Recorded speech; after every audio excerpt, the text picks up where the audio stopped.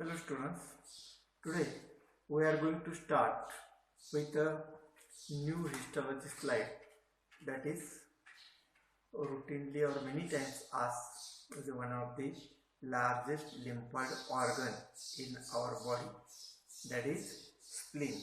As all of you know, the spleen is the largest lymphoid organ in our body. This spleen some of the introductory points related with the spleen in the see, the spleen is the largest lymphoid organ. It should be, the anatomy should be thought of when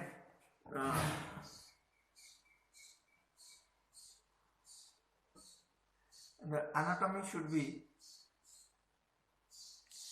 thought of when you are thinking about the description of the histology of any organ. So spleen is the largest lymphoid organ. It is situated partly in the epigastric region and partly into the left hypochondriac region. Spleen is tetrahedral in shape. So it is obliquely placed. It has an anterior end and posterior end having the visceral surface and diaphragmatic surface. You can palpate your own spleen to the left side. It is more to be in the posterior side rather than anterior. So anteriorly there is a stomach, at the tail of the pancreas, colon is there. So the spleen extends from the 9th, 10th and 11th ribs, the ribs relation with the weight of the spleen is 7 ounces, that is 210 gram. It is purple in color. Then it has two surfaces, two ends and three borders: superior border, intermediate border and inferior border. So this is all. It is situated in between stomach and diaphragm. This is the introductory point related with the spleen. The blood supply, the splenic artery is the main artery that supplies. It is a branch of the celiac tract, the abdominal aorta. A branch of the abdominal aorta supplies to the spleen and splenic vein. So that drains the venous drainage of the spleen. Now, if you take a cross section, spleen is covered by a capsule.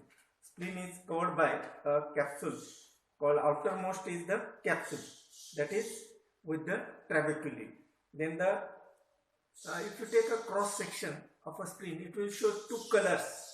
The white pulp, it is in the form of a pulp, the white pulp and a red pulp. White pulp and a red pulp.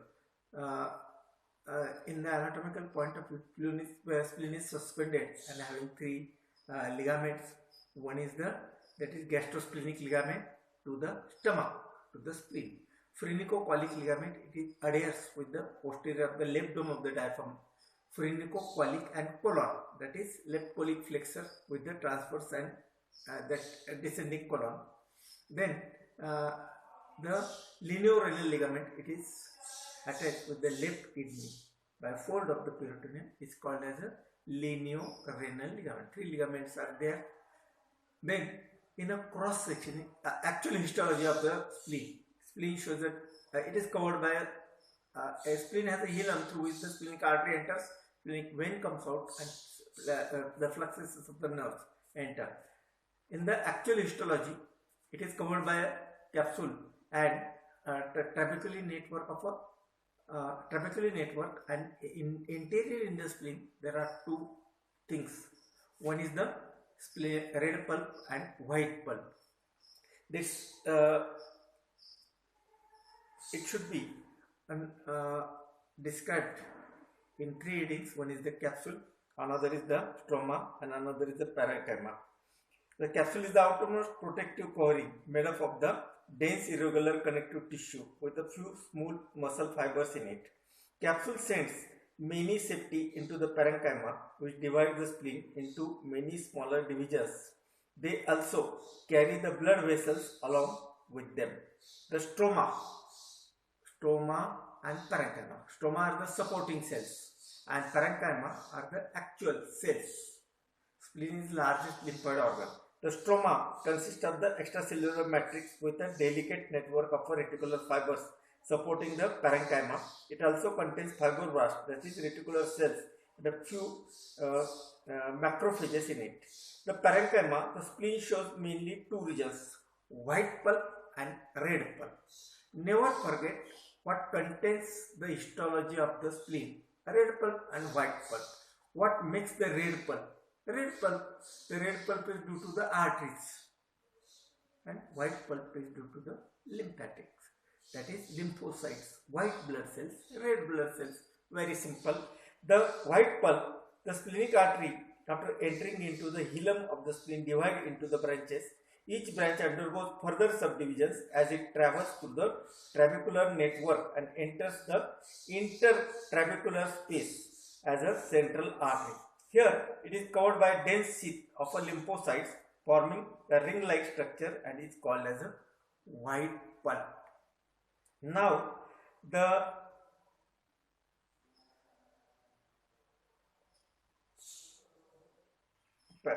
parenchyma is of a red pulp. We have seen the reticular cells, a few, that is macrophages. Now that white pulp, splenic artery after entering, that makes the white pulp.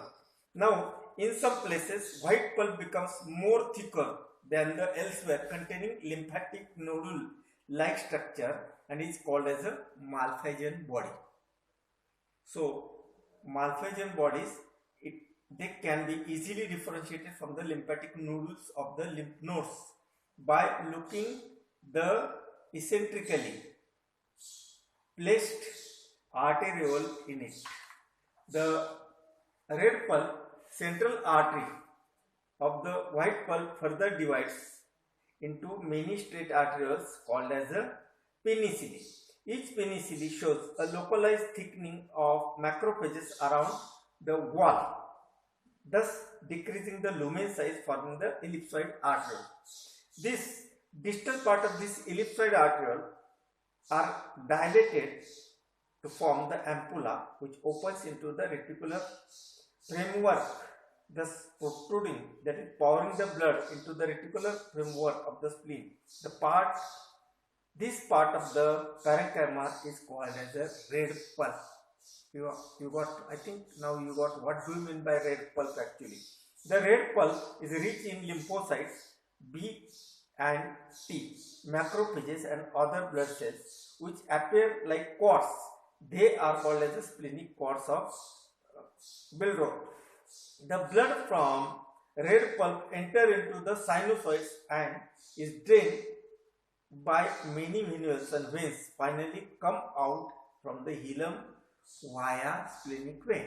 So it enters as a splenic artery and comes out via sinusoid. It comes out from the spleen as a splenic vein.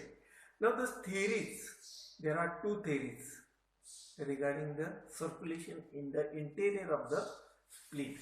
Open type of circulation and closed type of circulation. There are two theories mentioned by the anatomist or physiologist, that interior in the spleen there are two theories. One is the open theory, that is, according to this theory, blood from the arterioles is poured into the splenic cords which will enter the sinusoids for its further drainage. This type of circulation is seen in red pulp. Now closed theory. See, according to this theory, the blood from the arteriole directly poured out into the sinusoids which is drained by the branches of the splenic vein. This type of circulation is seen in white pulp. You got? So in red pulp there is an open type of theory. In closed it is present in the white pulp. Then the compromise theory. This is the most widely accepted theory. According to this, splenic circulation is a combination of both open and closed type of circulation. So this is all about important points regarding the histology. Now you see the diagram above of the spleen, which will show the red pulp, the sinusoids and white pulp. Then in outside it is covered by the capsule. The actual theory about the histology, one diagram, anatomical important 3 to 4 points, 5 to 6 points. You may spleen is the largest lymphoid organ. It is situated in the epigastric region and in the left hypochondriac region. It is a tetrahedral in shape. It has superior, intermediate and inferior border. It has anterior and posterior end having two surfaces, diaphragmatic surface and visceral surface. Visceral surface is related with the stomach, colon and tail of the pancreas. So there are impressions on the visceral surface. The weight of the spleen is 210 grams. These points, then ligaments, 3 ligaments, linear ligament, splenicocholic ligament and gastrosplenic ligament. These 4-5 points you may add in the anatomical introduction of the spleen. Then red pulp, white pulp, open type of circulation and closed type of circulation. So closed type of circulation is in the white pulp and open type of circulation in the red pulp. And now the functions. Spleen is the site of the hemopoiesis in fetal life. RBCs are formed in the fetal life in the spleen. Secondly, acts as a storehouse of the blood. It is a storehouse. When emergency needed, the blood from the spleen is brought by body to the systemic circulation. Acts as a part of the reticuloendothelial system by destructing the old red cells. It is a grave house of the RBC. Produces lymphocytes which plays an important role in giving immunity. Okay, see, these are it also produces some bile salts and bile pigments also. So these are the important functions. Enlargement, now the clinical anatomy. When spleen, in the splenic diseases, spleen may be removed out. That operation is called as a splenectomy. Inflammation of the spleen, that is enlargement. Enlargement of the spleen is called as a splenomegaly. These are the two important clinical anatomy points regarding the spleen, splenomegaly and splenectomy. Okay, one diagram, anatomical headings and descriptive histology and 2 to 4 functions, and should be at the end you have to write the two clinical anatomies, splenectomy and splenomegaly. This is all about the spleen. Now see the next slide that we are going to describe. The next slide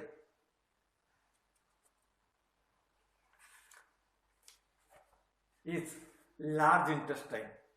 So we have already seen some differences. Large intestine starts from the ileocecal junction. The parts of large intestine, the total length of the large intestine is 5 feet. The parts of large intestine is cecum, vermiform appendix, ascending colon, transverse colon, descending colon, sigmoid colon, rectum and anal colon. These are the parts of the large intestine. But whole of the histology of large intestine is not same. The large intestine. So identification has a mucosa has a fold, but it has no villi. Then goblet cells are there. You can identify the goblet cells. Numerous, a prominent tinea coli. These are the important features, and you can easily differentiate the large intestine. It has saccules. So some differentiating point how it can be. The lumen is more. It is always full, and lumen is more of the large intestine, and it is thrown into saccules. This structure, if you take a transverse section of a large intestine, the parts introduction, where from it start, where does it end, what are the parts of examination of the large intestine. It is supplied by mesenteric arteries, inferior, superior and inferior mesenteric arteries. That is the introductory part. Now the transverse section of a large intestine shows following things. Interiorly, the mucosa. Mucosa is, there are no villi. It is lined by simple columnar epithelium rich in mucus secreting goblet cells. Here, mucosa does not contain villi. Just below the mucosa, there are numerous interstitial glands, crypts of lubricin. They are distributed within the lamina propria. However, it does not contain penile cells. Now, the outer layer is the submucosa. Submucosa up to the loose areolar connective tissue cells and fibers with the numerous adipocytes in it. Now, the muscularis externa. It consists of inner circular and outer longitudinal muscle layer. In certain regions of colon, longitudinal muscle layers become very thick, resulting in formation of three-band-like structure called as a tinea coli. Tinea coli, band-like structure called as a tinea coli, is the main important feature in the histology. Tinea coli, no villi. The lumen is large. You can give a differentiating point in the histology of a large intestine and small intestine, differentiating points. Then the serosa, the outermost, it is covered by the peritoneum. As all of you know, after the stomach, that every organ of the alimentary system is, the outermost layer is of a serosa, that is of the peritoneum. So that serosa, it is said, it is incomplete in posterior aspect of the ascending and descending column. In the posterior abdominal wall is not covered by the peritoneum except. Here it shows many peritoneal pockets filled with the adipose tissues and is termed as a appendicitis epiploidy. It is filled up by the appendice epiploidy. So the layers, mucous layer, submucosa and serosa. The mucosa, submucosa, muscularis. The muscular layer consists of the circular and inner circular and outer longitudinal, very common everywhere in the alimentary tract. And serosa is nothing but the peritoneum of the abdomen or the peritoneal covering. Now, the applied anatomy, there are two main applied anatomy. All the food that passes from the small intestine, that digested food comes into the for the storage in the large intestine. So colitis, inflammation of the large intestine is called as a colitis. There may be that may lead to destruct the mucous membrane.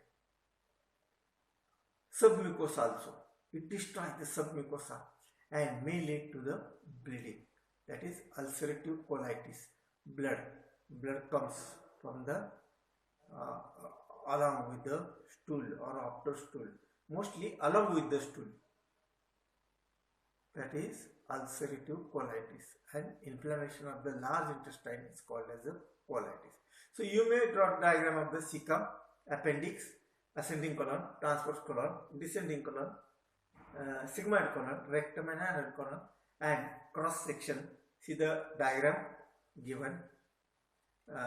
The layers, mucosa, submucosa, muscularis, and outermost is the serosa, and it is in the form of a saccle. So you can give 2 to 3 differentiating points and 2 anatomical points, clinical anatomical point. Anatomy better you mention in a short form and describe the histology mainly, histological structures. So main is the appendicitis epiploidy, and tinea coli is a main important feature in the histology. How you can differentiate it from the small intestine. Okay. Now the next histology slide. See the slide, the diagram of the slide. That is the what we have seen. The hypophysis cerebri or pituitary gland. Pituitary gland. Very rarely this histology of the pituitary gland is asked. Pituitary gland is more to be important in the physiology because although it is small, first of all, pituitary gland is also called as the hypophysis cerebri. Pituitary gland is the shape of the pituitary gland it is situated in the cella turcica of the pituitary fossa. It is like a pouch. See, it is like a pouch. So that pituitary gland has that body and stalk above. The stalk is attached to the hypothalamus. Pituitary gland is under control of the hypothalamus. Some physiological and anatomical points. The weight of the pituitary gland is 0.5 gram in male, and it is master of the endocrine orchestra. Then the weight is 0.5 gram in male, 0.6 gram in female. It has anatomical part and physiological part. Anatomically, it is divided into anterior lobe and posterior lobe. Physiologically, anterior lobe, middle lobe, and posterior lobe. So, anterior is called as the adenohypophysis and posterior is called as a neurohypophysis. In a cross section, it is a very special type of cell that is resembling in the origin like a adrenal medulla. A chromatin type of cells are there in the adrenal. Chromophores and chromaffin type of cells are there. They are very special cells in the pituitary gland. So, it controls all the remaining endocrine glands. So, in the pituitary gland, the small endocrine gland is situated in the cella turcica of the sphenoid bone, middle cranial fossa of the human skull. It is oval in shape, or it is like a pouch having stalk or infundibulum, which above is attached with the hypothalamus. Then the gland is placed in a bony sac like called as the cella turcica. Gland is attached to the hypothalamus by infundibulum. Pituitary gland is a chief gland that consists of. Okay, now the subdivisions. The pituitary gland is mainly divided into anterior part is called as a adenohypophysis and posterior lobe is called as a neurohypophysis. Okay, now actual histology of the pituitary gland. The pituitary gland, there are two important components in the pituitary gland. One is the chromophils and chromophores. Chromaffin system, that is also in the adrenal gland for secretion of the adrenaline and non-adrenaline. This chromophils, these constitute about 50% of the total cells of the adenohypophysis. These cells find in the adenohypophysis and they are strong affinity to the sustaining dyes, have brightly stained granules in their cytoplasm. Chromophils are active cells which form the secretory part of the pituitary gland. Chromophore, these constitute about rest of the 50% of the cells of the adenohypophysis. These cells show less affinity to staining dyes, hence the granules are not properly stained or sometimes the cells will not be clear. Chromophores are the inactive part of the pituitary gland and these cells are rich in pars tuberalis of the adenohypophysis. On activation, chromophore cells give rise to the chromophil cells. Chromophils are further classified into two types. Acidophil cells, they are alpha cells. These are the type of chromophil cells having the affinity for dyes like eosine and orangey, and they appear as pink colored cells. Now the basophil, that is beta cells.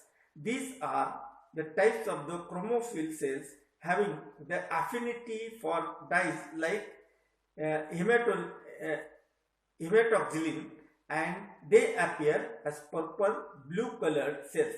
They are stained by pyroidic acid skip, that is PAS method. Based on the size, shape and granules, both acidophils and basophils are further subdivided into somatopes, the word subdivisions, types of acidophil cells. That somatopes constitute 50% of the total cell. They produce a hormone called as a somatotrophin. Somatotrophin, that is responsible for the physical growth, that is length and growth of the bone, growth of the muscles.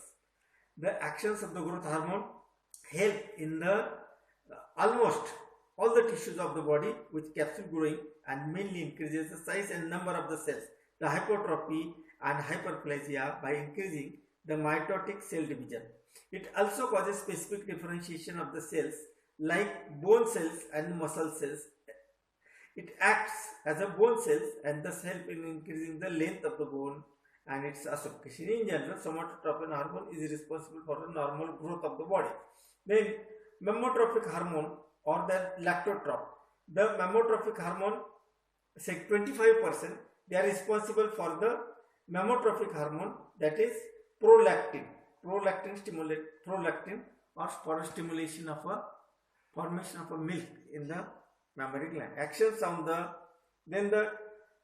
directly act on the epithelial cells of the mammary gland, causes localized alveolar hyperplasia, and during it increases the growth of and activity of the mammary gland during pregnancy. Growth of the mammary gland as well as growth of the that prolactin, growth of the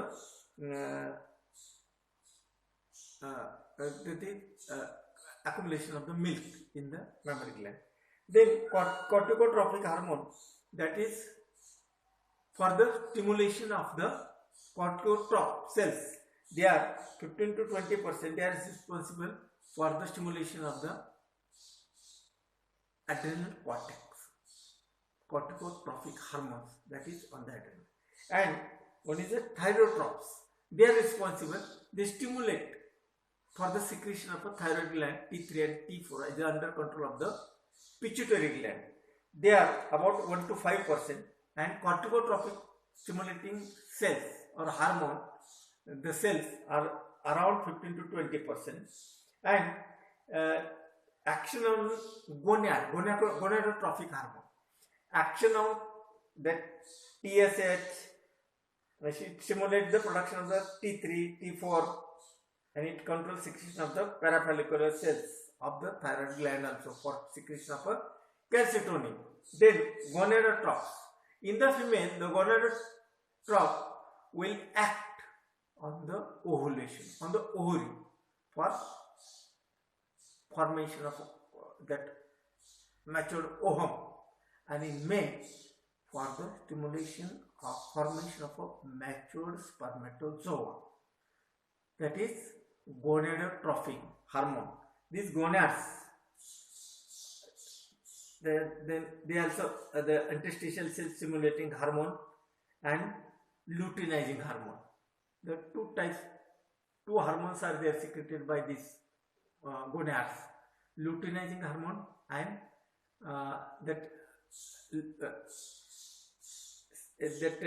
interstitial cell stimulating hormone and luteinizing hormone for the secretion and functioning of the gonads, ovary and testes. That pars intermedia, the middle lobe of the pituitary gland, is responsible. It is rich in follicles, that is ACTH, lipotropic hormone. The functions of this rich in follicles, that is then the posterior pars intermedia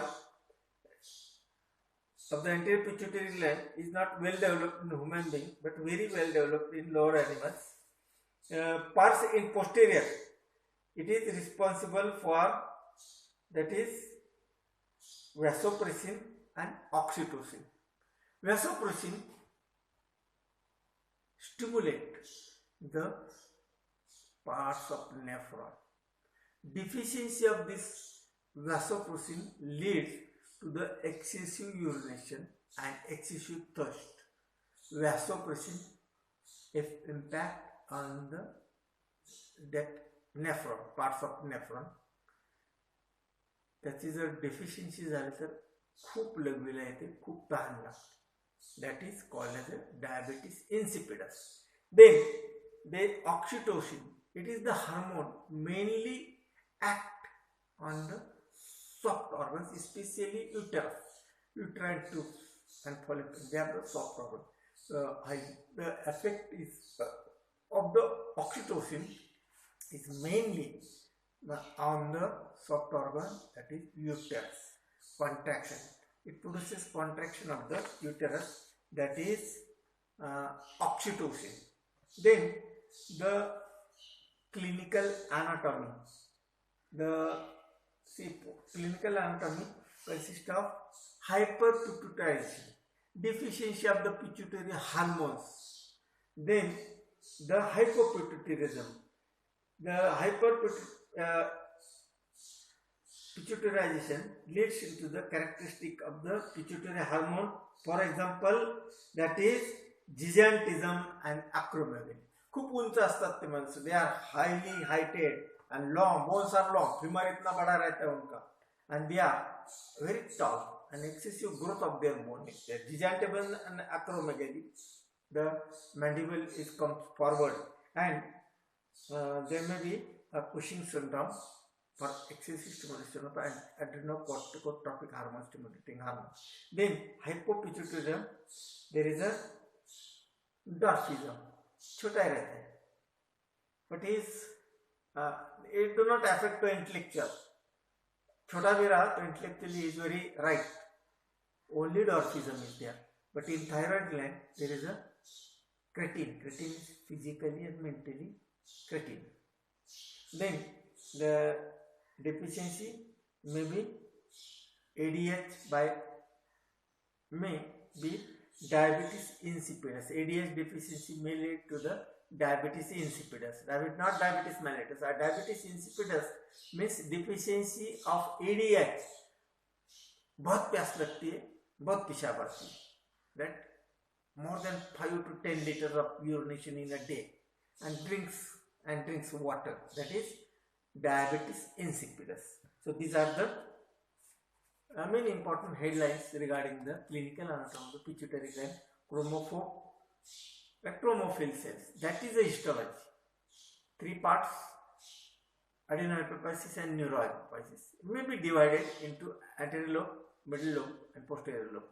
Posterior lobe is also called as a pars nervosa. See, physiological divisions of the pituitary gland is differ, and anatomical divisions of the pituitary gland is little bit differ.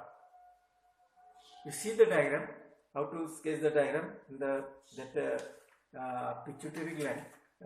You have to show chromophobe cells and chromophil cells. See, the colloid vesicles are there. You may show the pars anterior and nerve fibers, pituitocytes, and you may show chromophobe and chromophil cells in the histology of the pituitary gland. See the diagram, what is mentioned in there in the diagram. The next is the uterus. The histology of the uterus. You know, the uterus is the organ of a child bearing. Uterus. The uterus is situated in the pelvis, in between the urinary bladder and the rectum. Uterus has a fundus, it has a body, and inferiorly and anteriorly it continues as a cervix uteri, and to the lateral side it is continuous as a fallopian tube. The middle part is the body, cervix uteri, fundus. Uterus is supplied by a branch of the internal iliac artery. The uterine artery is supplied to the, it is rich in blood supply, that organ, and it is actually the pregnancy takes place in the uterine tube, and that fertilized ovum is brought into the uterus, into the cavity of the uterus for further growth. So it is an organ for a child, that fetal growth. So uterus, one of the important organ in the, we will consider more to be parts of examination. We have thought it is a organ only in the female. So we will consider about the histology of the uterus. See, very renowned uterus is, I have already told you that all the abdominal organs and pelvic organs are covered by a policeman called as a peritoneum. So uterus from inside to outside, uterus goes on changes. The internal layer of the uterus is called as the endometrium, which is rich in blood supply, the mucous membrane. Every month there is a menstrual flow. If the ovum don't get sperm, the uterus cry. Weeping of the uterus for loss of ओम. ओम का कोई उपयोग नहीं हुआ तो menstrual cycle हो जाता है. अगर ओम का फर्टिलाइजेशन हो गया तो there is no menstruation and further growth of the fetus takes place, embryo and then fetus takes place in the uterus. Okay, then the layers, there are 3 layers in a cross section in the histology, actual histology: the endometrium and myometrium and the perimetrium. That is 3 layers are there of the uterus.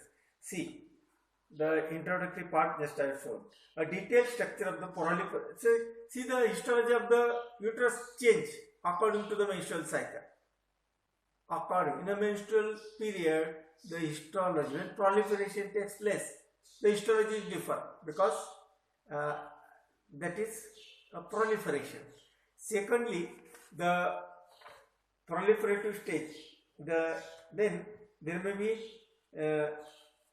in a secretory phase, and in the secretory phase the histology may be different. See the histological point of view in the proliferative and the secretory phase.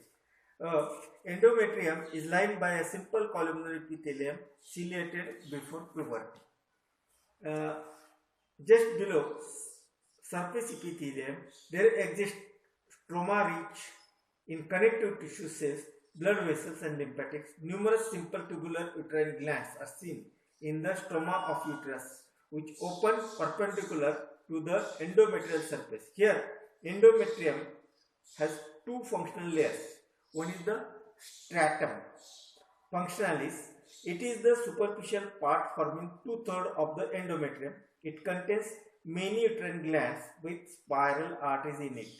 In a non-pregnant woman, this layer is shed out during menstruation and develops back on hormonal influences. Now the stratum basalis. It is the deeper part forming 1/3 of the endometrium. See the diagram. That is uterus in the secretory phase. Uterus in the secretory phase and uterus in the proliferative phase. There are some differentiating point in the. You have to write proliferative phase histology differ and secretory phase where the secretion takes place. So in the stratum basalis, a deeper part forming the 1/3 of the endometrium. It is also rich in uterine glands with many straight basal arteries. This layer remains preserved during the menstruation and gives rise to the stratum functionalis and hormonal influences.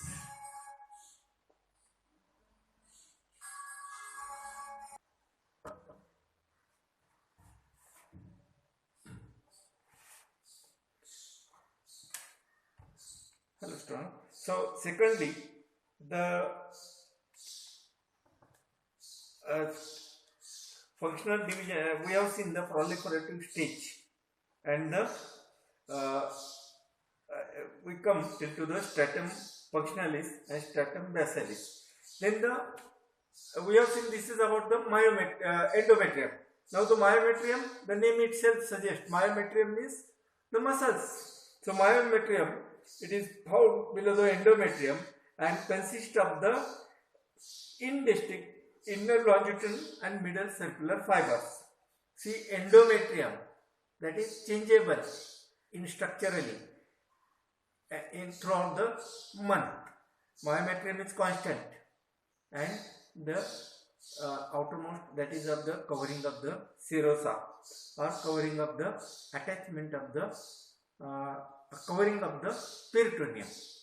That is called as a perimetrium, peritoneal covering.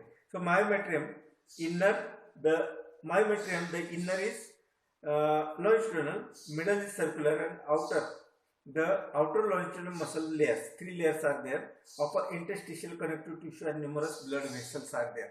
But blood vessels in the endometrium is rich comparing with the myometrium. Now the outermost layer, see endometrium, myometrium and the perimetrium.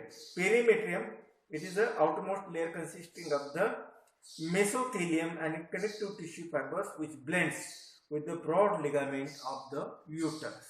Yeah, all of these Perimetrium is derived from the layers of the peritoneum in the pelvis. Peritoneum is a fold that covers the uterus, that is connected also with the ovaries also. Okay. Now the secretory flage, here thick endometrium lined by the simple columnar epithelium, lamina propria containing the tortoise glands and coiled arteries, myometrium with numerous blood vessels. Histology of a secretory phase is almost same to that of proliferative stage of the uterus, except stroma of endometrium increases in thickness. Uterine glands become larger in size and they become more tortuous.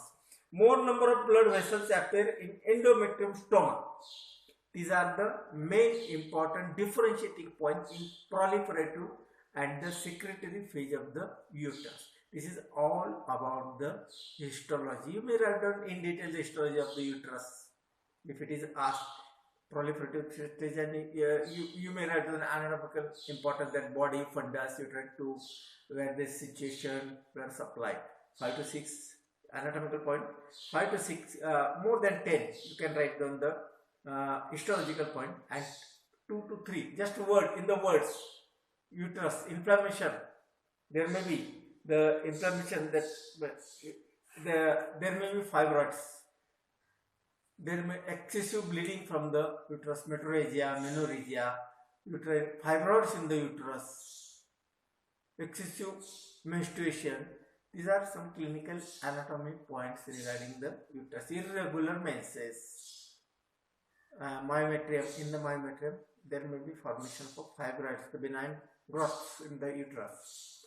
Okay, this is all about the uterus. So if it is asked, you have a chance to gain more marks if the uterus histology is asked. Thank you.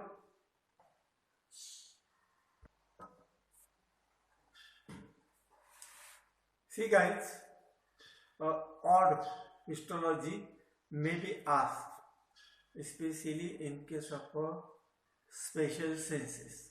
As all of you know, the cornea, the dark colored cornea, the cornea may be asked in the histology. The cornea is the outermost anterior part of the three layers, the sclera, choroid and the retina. These are the three layers of the eyeball. It is situated in the orbital cavity, out of which that anteriorly cornea is there.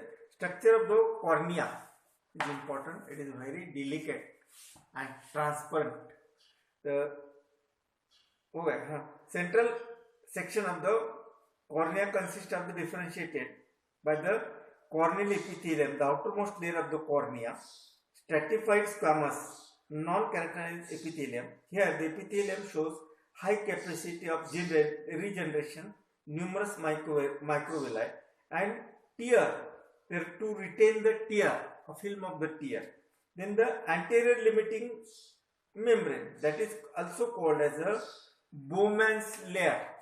Secondly, the third layer is of a stroma, is also called as a substantia propria. It is in the form of a cornea constituting about the 85 to 90% portion of the cornea is belonging to the stroma. Then posterior limiting, anterior limiting, stroma and posterior limiting. And posterior limiting, that is Descemet's membrane.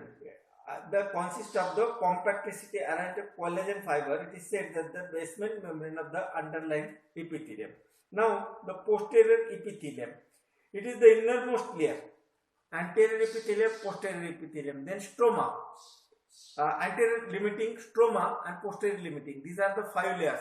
Again revise: anterior epithelium, then anterior limiting, then stroma, posterior limiting and the posterior epithelium. These are the 5 layers. It is transparent. All of the cornea is transparent, especially in the central. It is transparent, passive for the passing of the image into the anterior chamber, that is on the pupil. Through that lens, it should pass through the lens. Then main important function of the cornea is for the refraction. transparent nature, cornea allows to easy penetration of a light into the eye. It also protects the internal structure of the eye. The inflammation of the cornea is called as a keratitis, or corneal ulcer may be there. There may be a bacterial infection to the cornea called as a bacteria corneal ulcer and keratoplasty. Sometimes, see, there is cornea has no blood supply, no special arteries are there. It takes its nourishment from the anterior chamber of the eyeball, not from the blood vessel. So it is devoid of blood supply. It is one of the part of our body that is devoid of that. It takes its nourishment from the fluid, nourishes from the anterior chamber of the eyeball. So that is about the keratitis or a corneal ulcer. Maybe here this is about the one of the special senses. And secondly, the retina, the innermost coat. It consists of a retina is the innermost coat of the eyeball. It has 10 layers. 10 layers. Firstly, sclera, then blood vessels, choroid, pigment cell layer, layer of rods and cones, then outer nuclear, that is nuclear layer, outer flexiform layer and inner nuclear layer, inner flexiform layer and ganglion cell layer and layer of optic nerve fibers. Such a 10 layers are there in the retina. We have seen. So retina is the nervous coat of the eyeball. It has 10 layers, and on which the image falls on an optic disc of the retina. Okay, that retina, that optic disc may get detached. It's called as a retina detachment. The where exactly on what that spot the image is not there. Okay, thank you.